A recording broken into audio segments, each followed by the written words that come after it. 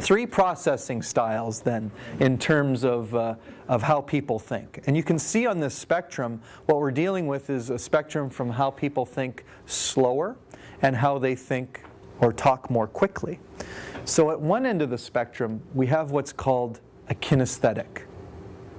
Now a kinesthetic is a person that prefers to communicate at a bit of a slower pace. When you ask a kinesthetic person, what do you think about that? The person needs to think about the answer.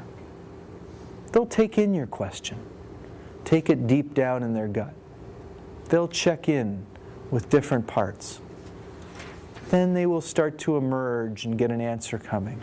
And that answer will slowly make its way up. And then they'll be able to speak the answer. So the problem if you're a kinesthetic is a lot of people around you talk too quickly. And therefore, you miss a lot of the information. You would prefer it if people would slow down. Give you some time to think about things. Not put you on the spot. Be considerate. So a kinesthetic person, if you ask them, what do you think about that? Eventually they'll say, I've got a good handle on that. I have a good feeling about that. I can really grasp what you're saying. They'll actually use kinesthetic touch words to describe. I can see how that fits together.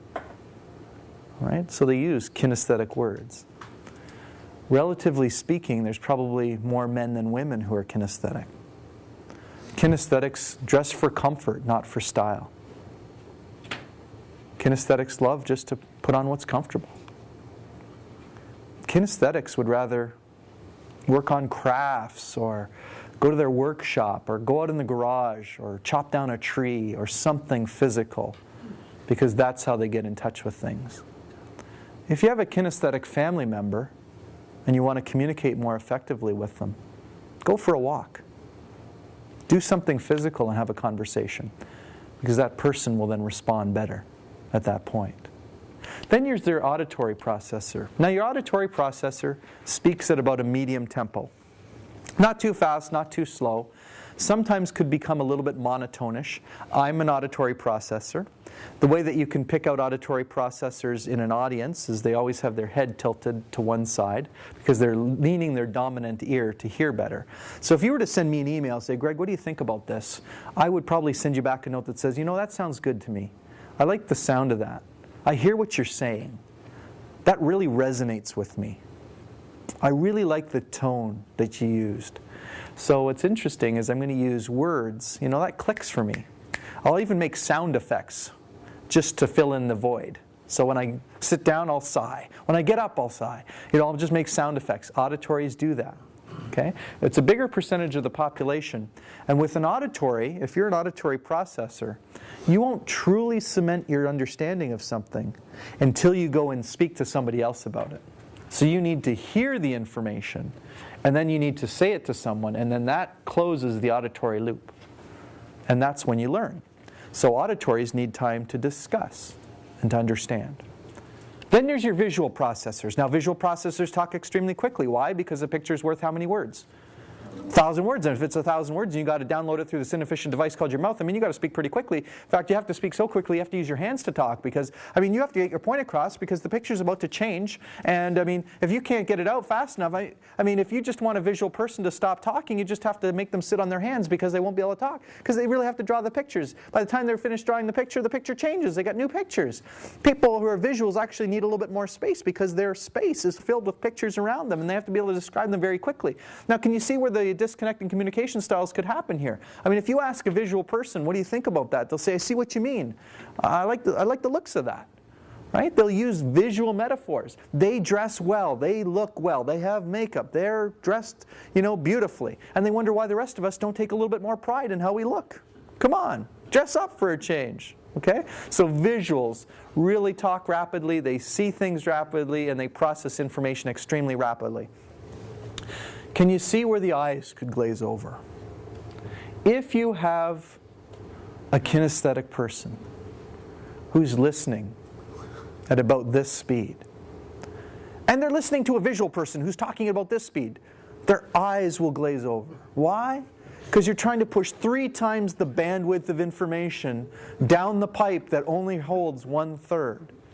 And by the way, it isn't that the kinesthetic person is stupid. They are not. They simply prefer to simmer and soak up the juices of the communication message more in depth. Whereas the visual person is all about volume. Get the information out. Talk very quickly. You got to get all the information out quickly. The kinesthetic, their eyes will glaze over because 3 times it's like trying to take a drink from a fire hose for the kinesthetic person. Okay?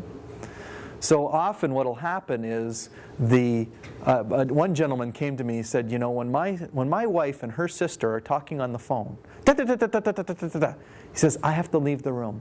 I go out to my workshop, okay, because he's a kinesthetic person. Now, what's interesting is, in the same way as the kinesthetic person's eyes glaze over because of information overload, on the other hand, the visual person also has glazed over eyes, but for a different reason.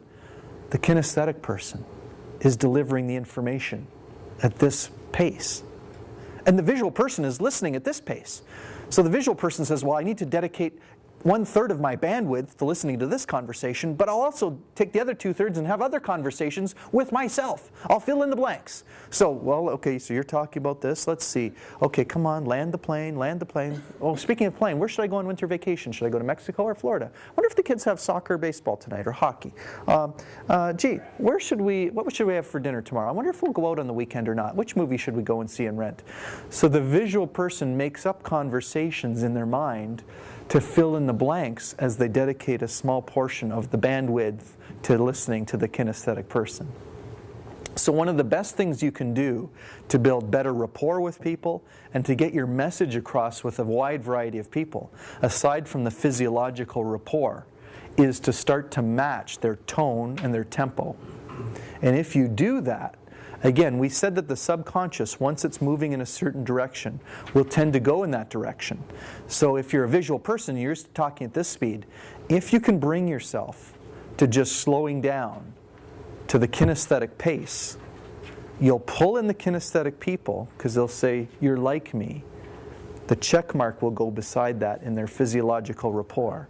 And then you can feel comfortable speeding up again because they're less likely to feel offended because you're using a different tempo than they are. So interesting.